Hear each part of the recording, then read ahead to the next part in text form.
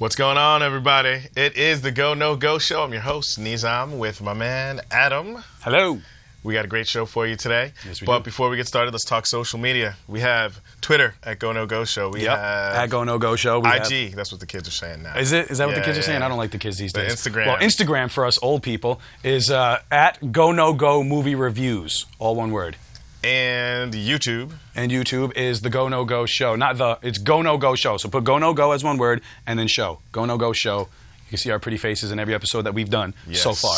Yes. And we have WPCommunityMedia.org. You can always check us out on there. Look for the Go No Go Show. You can check us out on Verizon 45, Cablevision 76 on at Thursday at 7 p.m. and also Friday at 10 p.m. Hour or two after. So you can't get rid of Talking us. heads. Everywhere you turn, you can find us. That's it. It's great. Yeah. What lineup we got today? We got. We have a packed. Yeah, we do. We have a packed episode today. We have the first movie is Dumb and Dumber 2. It only took 20 years to get this one, but yeah. So Dumb and Dumber 2 will be the first one, and we're also reviewing Nightcrawler, Birdman, and Interstellar. Yes, the one we've all been waiting for. All right, we got four. So let's jump right in. Yeah, let's get right into it. Dumb and Dumber. Dumb and Dumber. Let's go. Is that right?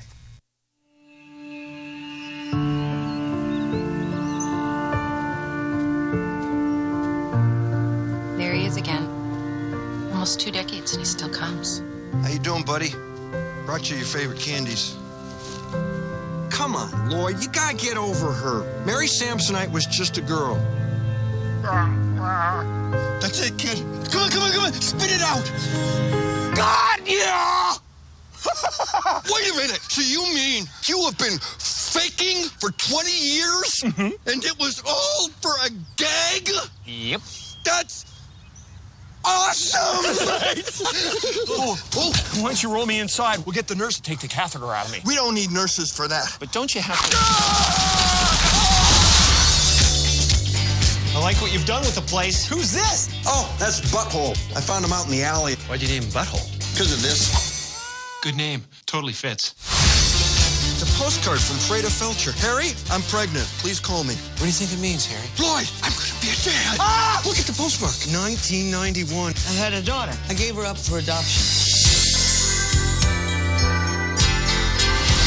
Well, what if we go track her down? You're hot for my daughter. What? Am I right? What? Am I right? Inside.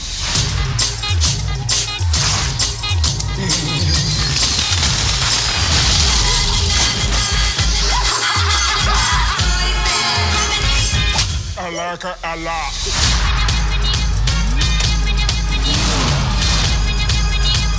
I know she'll appreciate all the trouble you've gone to find her. Let's call her. It's ringing. Whoever this is, we're in the middle of something very important here. This is your dad. What? Hey, guys. I know this is weird timing, but I gotta take this. It's my dead dad. She's got me on hold. Mikey? Yeah, Gran. I've got the diamonds. Mikey's listening. They're underneath me. Did you hide them inside this turkey? They're just above the giblets. No diamonds in here. And you're not my grandson. Harry, she's got me. She's really clamping down. You can cross that one off your bucket list.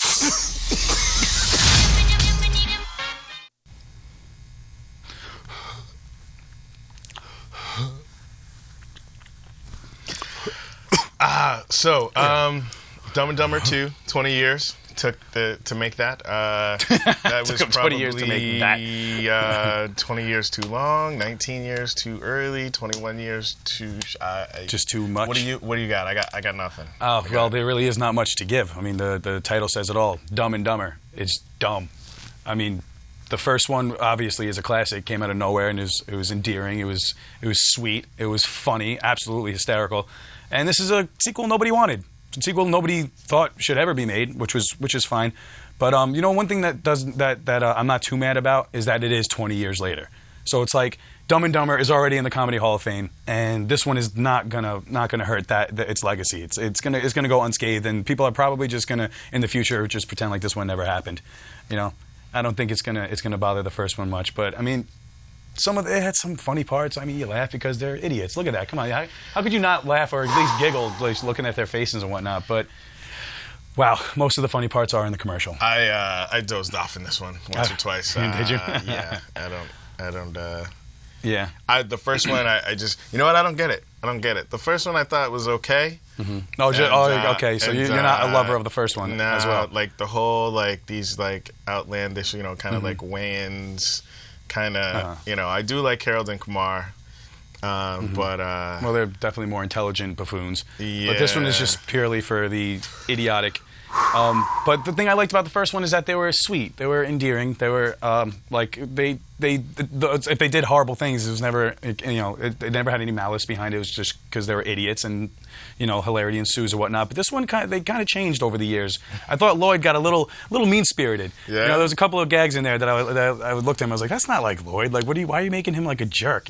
Stop. Like, he's supposed to be funny and adorable and like stupid and horrible. But they're older now. That's what it is, man. They're to see look at that 50 or whatever they are now. So it's not. Yeah, they're up there. You can definitely see it in their faces. It's not as cute anymore. No, it's not. I was hoping for more. I mean, I like the concept of him faking that illness for 20 years, which is absolutely hysterical. The trailer was really well done. I laughed a lot in the trailer, but the movie definitely could have been chopped down to size. If you took like 30 minutes out of this movie, it could have been a tighter, more like easier watch. But it falls short, definitely. Yeah, as expected. I say no go. Yeah, I say no go too. I say if you want to hang out with old friends and you're huge fans of the first one, then yeah, maybe you might want to check it out, but it's not necessary. Nah, so no go for anyone else. It's not going to create disappointing. any new fans. Yeah, unfortunately. All right, let's move on. Yeah, let's all move right. on. Well, next one is the creepy Nightcrawler. Jake Gyllenhaal. Let's check this out. Excuse me, sir. I'm looking for a job. I'm a hard worker. I set high goals. My motto is, if you want to win the lottery, you have to make the money to buy a ticket. So what do you say? I could start tomorrow, or even why not tonight? No, I'm not hiring.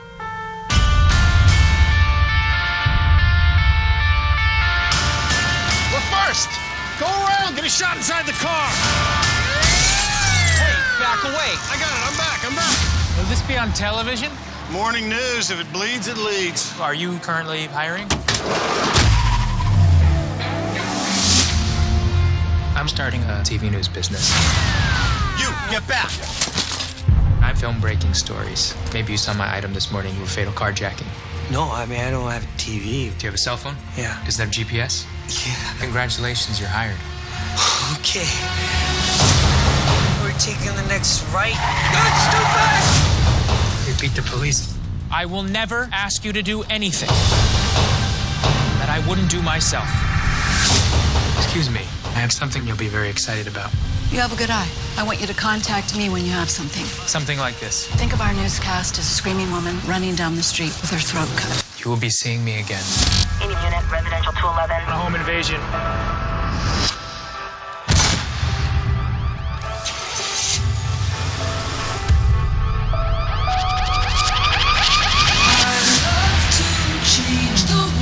You gotta call the cops. And we will, at the right time. But I don't know what to. We're gonna find the person that drove that car. Start filming. I'm Detective Fanieri. I think you withheld information. That would be a very unprofessional thing for me to do. It would be murder. You gotta call the cops. And we will, at the right time. But I don't know what to. We're gonna find the person that drove that car. Start filming. I'm Detective Fanieri. I think you withheld information. That would be a very unprofessional thing for me to do. It would be murder. I want what you promised me.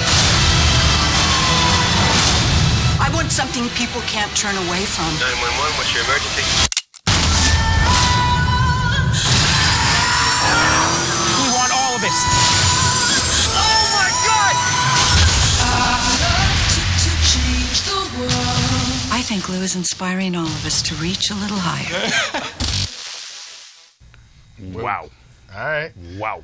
I used to work in news, and I got to start with I don't get it. You know what, Donnie Darko, whatever, Jake Gyllenhaal, he makes bold decisions. I'll give him that. Yes, he does, especially lately. I can appreciate the creepiness of the film. Mm-hmm. I can appreciate his performance, but it's just one of those days for me. I don't get it. I walked out of there. I don't know. I feel kind of like there was definitely unanswered questions. I don't know. Yeah, well, I really enjoyed this film. I've never been a huge fan of Mr. Gyllenhaal. Sorry, but I just haven't. But he's been, like you said, been making some bold choices lately, and I'm starting to get on his team. I'm starting to get Team Gyllenhaal because he's showing that he's really going for the work and for the performances and diving into these characters. I would equate this with Taxi Driver for him. This is his Taxi Driver, where he plays this borderline psychotic yet kind of charming type of like anti-hero or something like that, or just like a creep. Not necessarily anti-hero, because he doesn't do anything really good in this movie. He's actually crazy. He's a psychopath. You're trying to figure it out. Yeah, well, his performance was beautiful. His performance, like, he really dove into this one because he didn't have to fly off the handle Nicolas Cage style, like to show that he was crazy. He had the mean stare. He walked like straight up to his people, talking very eloquently and really like enunciating his words very well, using big like intelligent dialogue, but never blinking, which would creep me out. He would never blink, and he would just give his whole spiel, and sometimes he'd give like a little like wince and like of like a cheek of like some kind of anger or whatever, because like just makes you sit there like, okay, he could fly off the handle at any minute. And plus the thing that kind of scared me, you said you worked in news. I'm not sure how accurate this is for certain news stations, but I don't know what scared me more. The lengths he went to get the perfect shot, like you saw in the trailer, him like moving the body because he wanted to get the perfect shot and stuff like that, because that's highly unethical. What's scarier is his psychotic tendencies, or the news station that abandons all ethics and all morality for ratings and for job security and stuff like that. So like, I'm not sure how accurate that is to the actual news world, but it's scary to think that it's pretty accurate. Bill Pullman in here, or Paxton. They're pretty much the same guy. Yeah. Bill Paxton said, "If it bleeds, it leads." Yep. And unfortunately, that's a term that's used in news. And I wasn't even MSNBC, CNN. It's all about getting it first, getting it on first. That's scary. I feel like accuracy might be like third or fourth in there. Yep. Like you want to break the story. Absolutely. And, that's actually that happens a lot. Like just breaking the story. I remember Walter Cronkite, I believe, had to step down because he wanted to be the first to break a certain story, and it turned out to not be true, and so he had to resign or whatever. So yeah, it's kind of scary if you think about it, man. Because we've touched on this mass manipulation in media and stuff like that in the past, and it's very easy to just get a whole population of people thinking one way when the truth is the other. Yeah, it's scary. I don't know. Today is just so funny for me. I don't get it. That's right. That's right. You need a rest. You need a nap. Nightcrawler. What I give it a go. I give it an absolute go. I was close to giving it an official seal, but I didn't. But I'm giving it a go because I think it's very ambitious. It was original for me, and it was just very creepy. Like I was squirming in my seat watching this movie, and I thought it was suspenseful. Like I enjoyed it. You know what? I'll give it a go. It's a creepy movie. It's one of the more satisfying ones I've seen so far. You'll be trying to figure it out or what's going on or whatever. I'll give it a go just for the creepy factor of it. Yeah, we'd like to see Gyllenhaal in this role because I'm sure he's going to get showered with nominations. He was really good in it. Everyone was good, but he shines in this one, and good for him. I hope he come out with more like this. So, all right. No more Prince of Persias. What? Next we have Birdman. Birdman. Is that a thing? I don't know. I don't know. I have no idea. Right, let's check it out. Let's watch. How did we end up here? This place is horrible. Smells like balls. We had it all. You were a movie star, remember? Who was this guy? He used to be Birdman. I like that poster. You wrote this adaptation? I did, yeah. And you're directing and starring in your adaptation. That's ambitious. Are you afraid people will say you're doing this play to battle the impression that you're a washed-up comic strip character? Absolutely not. That's why 20 years ago I said no to Birdman 4. Birdman 4? You do Birdman 4? Now you're about to destroy what's left of your career. You know I'm right. You're so nice! Hey, what's up? Why don't you try to rest a little bit? Face it, Dad. You're doing this because you're scared to death, like the rest of us, that you don't matter. And you know what? You're right. You don't. Baby, can you understand me now? Sometimes I get a little mad. Don't you know no one alive can always be an angel Listen to me. You were the original, man. Let's make a comeback. That's what I'm talking about. You're Birdman. You are a god. Hey! Is this for real or are you shooting a film? A film! You people are full of crap! Music. He's a Hollywood clown in the lycra bird suit. Yes, he is. But he's going out on that stage and risking everything. It's about being respected and validated. Remember, that's what you told me. I got a chance to do something right. I gotta take it. Give the people what they want. Let's go back one more time and show them what we're capable of.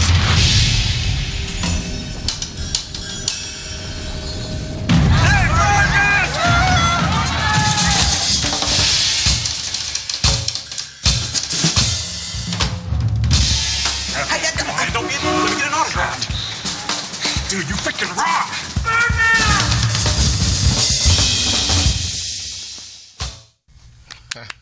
Yep. All right. Yep. Well, give me your take. This might be bold, but I'm going to say it's probably one of the best of the year. One of the best I've seen. Really? All year. Absolutely. Absolutely. Tell me why. Loved this movie. Loved it. Well, not only coming from an actor's standpoint, just the behind the scenes of the whole production of like a play or a movie or stuff like that. Just a look into the inside of the inner workings and you know what people do to get these things made. But also just it's sort of a parallel to Michael Keaton's life, but not because Michael Keaton's not this pathetic. He's a good dude. But this guy is just so like he earns so much for that admiration that he used to have, and he needs that spotlight, and he needs to be relevant, and it's really quite sad. So he does this. He creates this. He adapts this literary work into a play, and he's trying to make it on Broadway to show I'm an artist. I'm not just Birdman, you know. And Ed Norton. Where is he? He's right over there. He's right near you, right there. Ed Norton, he gave one of the best performances in years. He blew it out of the water in this one. Like, Michael Keaton was captivating, but Ed Norton, if you want to remember why you love Ed Norton, you're going to watch this movie. The whole cast did a great job. It was a beautiful, funny, twisted type of work. It kind of reminded me of certain parts of, like, Death to Smoochie and, like Fear and Loathing. Like, they had some really weird stuff going on, but it all came together in this awesome story. Did it remind you of Nightcrawler? Not really. I mean, it didn't creep me out to that point, but it definitely was twisted. It wasn't creepy. But, oh man, and one of the things I love most about it is that the director, his name escapes me, he made this movie seem like it was just one long shot from beginning to end. You know, somebody walks out of a door, and then Ed Norton will walk out of this door, and the camera will follow him. And the camera is constantly moving, constantly flowing, and like whether it's up over a roof or down to the street, this and that, you could barely tell when he cuts, and I love that. It's like you're living literally in real time watching this movie, which is really, really cool to watch. You're gonna hate me. What, you don't get it? You just don't get it? I don't know. I feel like it tried too hard. I don't know. I don't know what it was doing. Like, sometimes, you know, Michael Keaton like has powers or something. Like, well, you kind of get a feeling. I'm not going to say here, but you get a feeling for what's going on towards the end. Yeah. I mean, they leave it a little. I love that. Look at that. That fight was one of my favorite parts of this movie because they're trying to be tough. That's Birdman there, and then here's this actor who's like all pompous or whatever, and they get into a fight, and they both don't know how to fight, which is great.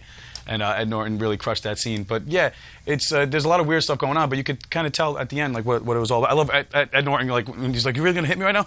He tries to fake him out and he starts fighting. He waves his hand over here. The whole theater erupted in laughter. But I remember not only was I captivated, but I was literally at the edge of my seat watching like this. Yeah, that's what I was doing the entire time. I mean, Norton's good, Keaton's good. You can't go wrong with that. Emma Stone's Stone's great. She was looking a little.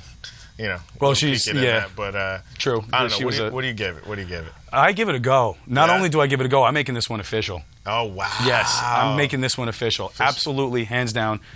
Official seal of approval for anyone who's just joining us who doesn't know. My official seal of approval means you're going to like this film. I'm putting my reputation on the line. You walk into this movie and you watch it from beginning to end. You truly give it a chance, and you're going to like this film.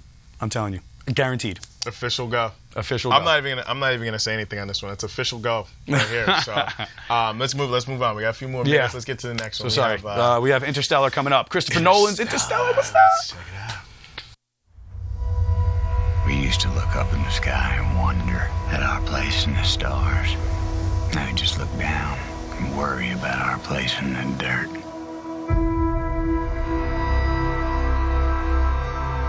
Go for main engine start.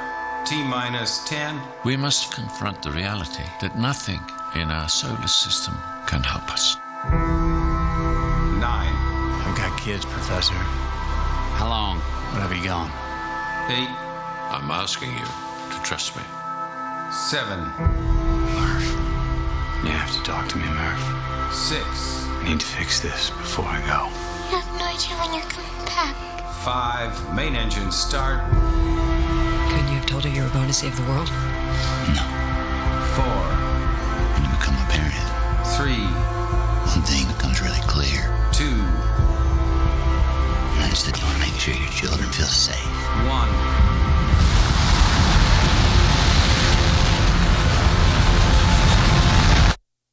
I'm coming back. When? I love you forever. Potentially habitable worlds right within our reach. Could save us from extinction. Here we go. You can't just think about your family. Now you have to think bigger than that. I am thinking about my family and millions of other families. Maybe we've spent too long trying to figure all this out with theory. Love is the one thing that transcends time and space. Do not go gentle into that good night. Old age should burn and rave at close of day. Rage, rage against the dying of the light. All right, Enrique. Yes, you are.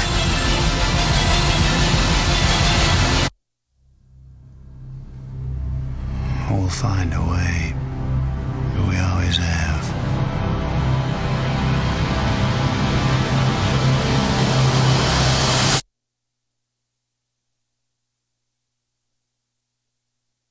All right. I think this movie was very imaginative. It's a sci-fi fantasy, but I don't get it. But what don't you get? It was so scientific. It was of so course, scientific. none of us will get that part All of right, it. but it was so scientific and so specific on one point. Right. But then just so like broadened and open end on That's another what I point. loved about it. What I loved about it. It kind of mixed like 2001 Space Odyssey with Gravity, with like the real versus the imaginative, because when it comes to these theories of relativity and gravity and whatnot, this and that, they're still just theories. So no matter how smart you get with it, and no matter how much you think what deep space travel could or will be like, it's still just theory because we've never been out there. You know, we don't know what's up. So that gives them the liberty, which I love, gave Nolan the liberty to get creative, both aesthetically and philosophically. You know, like the meaning of this, or what would happen if this happened. You know what I mean? So like, he just let his mind, which is a vast plane of just awesomeness. Obviously, that is Christopher Nolan, as you can tell with any movie that he's made, from Memento, from his first film being Memento, which is wow, to the Dark Knight trilogy, everything in between. He's just so, oh man, I just think he's one of the greatest filmmakers of our time, and that's what I was doing before I was bowing. I was bowing to you, Mr. Nolan. You have done it yet again. So all right, so they didn't show him in the trailer, but I have to, spoiler alert. Sorry, they had like these clips of like the older people and like kind of talking about like the Earth now, and just I don't know. No. Like it's just it's obviously they didn't give the date, but it's in the future. It starts off in the future because the world is going to crap. You could tell. You see all the dust storms and stuff like that. So we obviously cannot stay here. So you could tell it's in the future. They talk about the military being the thing in the past. Right. And they was like, oh, the Marines don't exist anymore, so that can't be blah blah blah. So they drop little hints. See, that's one thing Nolan's great at. He says, I don't think my audiences are idiots. He's like, a lot of times filmmakers feel like they have to walk your hand through the entire story. It's like, I like to drop little hints here and there and let them put it together themselves, which is what I love. He treats us as if we're intellectual, equal on the same level. Yeah, which is nice. I can appreciate that, and I think he did a little hand holding on the scientific stuff. But well, of course, because none of us know that stuff unless you're a scientist. But I feel like all right, this movie, it's imaginative, it's ambitious, very ambitious. It was a good movie. I'm not saying it's a bad movie, but once they take you on this journey all the way through. I walked out, and I'm like, okay. You tied it up nice and neat. Yeah. I don't get it. Ah, man. Well, you know what? You can sit there in your pool of dumb while I stand here intellectual and proud. I'm kidding. I'm not. There's a lot of stuff I don't know was going on in that movie, but I really enjoyed it. I enjoyed the journey they brought you on and just taking the ride with these characters. It was beautifully shot. Obviously, he's the master at IMAX, because in IMAX screens, which please go watch it in IMAX. You have to see it in IMAX because there's a lot of beautiful visuals going on. I agree with that. And it could have been cut a little bit. It's a warning, 3-hour runtime. It's almost 3 hours, 2 hours and 49 minutes. There you go. So my back was screaming by the end of this. At some point, I was thinking like, all right, when's this going to wrap up? Because my back's killing me. Not in a bad way. Just I got to get out of this seat. But wow, he really blew my mind. Like he. A lot of movies, like big event films like this, you have to check your brain at the door and just enjoy it, like Transformers, you know what I mean? But this movie is one that not only do you have to turn your brain on, you have to open it fully and just take in everything and be open to these ideas. I agree with that a little bit. So I'm open up now. My brain is open up. Like keep me there. You know, like it's sci-fi fantasy. I'm gonna say I'm gonna give it a go. I'm gonna give it a go. I'm very skeptical. I didn't get it. Whatever. But maybe I'll go see it again. I'm gonna give it a go. Yeah, I could definitely see a second viewing. I'm gonna give it a go because it was imaginative. See it on the biggest screen possible because there was some really cool stuff going on visually. Yeah. The acting was good. Yeah, McConaughey stepped to the plate. So did Hathaway. It just left me hanging for a little bit. You know, and there's not gonna. I don't think. Well, it there's didn't leave me hanging. That's the beauty of these reviews. They're all opinion. We get one that still a go, which is good. I give him a lot of credit for giving it the go. Yeah. Hard go for me, absolutely hard go, because movies like this don't come around very often. It's once in a while these movies come around, and Christopher Nolan has found that beautiful balance between big budget event films that could really draw in millions and millions of people, but also the subject matter of like a smaller, independent, intellectual, you know, like story. You know, it's something you really sink your teeth into and make you think. So to put those two together, he's one of the first filmmakers to do that. It's a conversation piece. Yeah, it's a conversation. Go for the strictly conversation of the movie. It was very imaginative. It was absolutely. It was very creative visually. But we gotta get out of here. We do. You do. Hey, we ran out of time. Check us out on WPCommunityMedia.org. Look for GoNoGo. You can see us Thursday at 7 p.m. and Friday at 10 p.m. on Verizon 45, Cablevision 76, and check us out on social media. Absolutely. GoNoGo Show on YouTube, at GoNoGo Movie Reviews on Instagram, and at GoNoGo Show on Twitter. All right. Do it. See you next week. See ya.